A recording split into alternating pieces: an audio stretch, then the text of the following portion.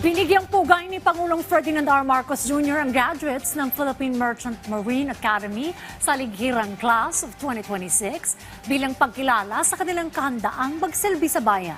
Yan ang ulat ni Kenneth Pasyente. Gampanan ng tungkulin ng may kahusayan, mamuno ng may pagpapakumbaba, at maglingkod ng may integridad. Yan ang mensahe ni Pangulong Ferdinand R. Marcos Jr. sa mga nagsipagtapos sa salighirang class of 2026 ng Philippine Merchant Marine Academy o PMMA sa San Felipe, Zambales, kung saan nasa 327 cadets ang nagsipagtapos. Ayon sa Pangulo, pinatunayan ng mga bagong seafarer na hindi kailanman tumitigil ang mundo sa pagtuturo ng mahahalagang aral kahit matapos tahakin ang napakaraming paglalakbay.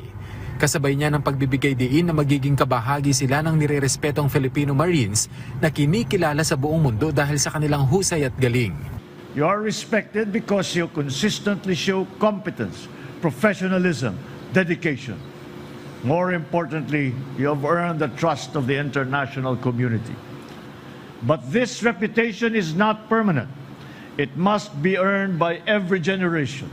Binigyang diin din ng presidente na batid niya na maraming seafarers pa rin ang nahaharap sa panganib, lalo na sa pagdaan sa mga lugar na apektado ng gulo sa Middle East.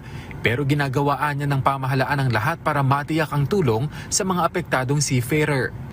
But the government's duty does not end with standards and employability. Many of our seafarers continue to travel through uncertain waters, including the areas affected by conflict, especially now in the Middle East. In this difficult situation, your safety and welfare remains our priority. Your government will always be within reach, ready to help. Patuloy din anyang tinutugunan ng pamahalaan na mapalakas ang maritime education sa bansa at maiangat ang certification standards para sa mga Filipino seafarer. Kasunod yan ang pagkakalagay sa alanganin ng libo-libong seafarers matapos bigong maabot ng Pilipinas ang standards ng European Maritime Safety Agency o EMSA nitong mga nakaraang taon. We could not allow the future of our Filipino seafarers to be placed in such a situation. And that is why your government acted immediately.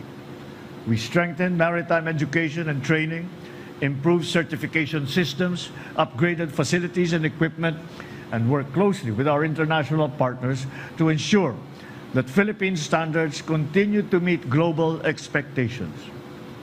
Through these efforts, we will continue to safeguard the global employability of Filipino seafarers.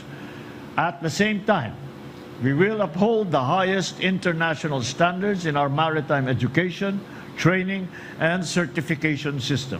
Nanguna sa salighirang class of 2026 ang tubong Camarines Sur na si Midshipman First Class Mark Owen Trilles. Bagaman hindi naging madali ang kanyang paglalakbay lalo 3 beses niyang sinubukang makapasok sa PMMA, mas pinili niyang magpatuloy.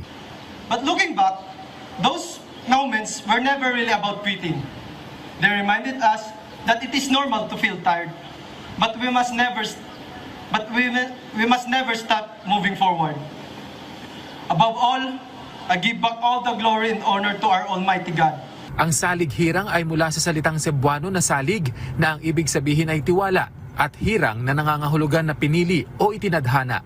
Kenneth Pasyente para sa bayan.